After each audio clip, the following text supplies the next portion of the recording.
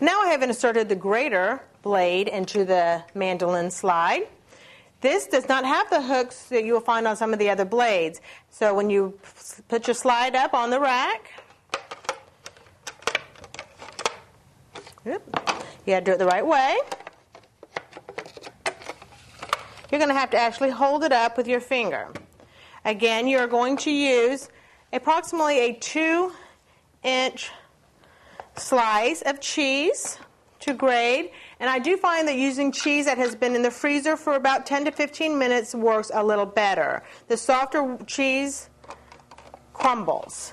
So you're going to put your cheese on your stainless steel prongs, place it in the food holder, slide it up, and slide it down gently.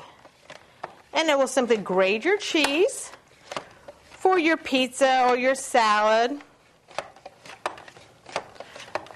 This would also be good if you want to do it with carrots or any other vegetable that you needed grated. And that is what you'll get with this stainless steel grate.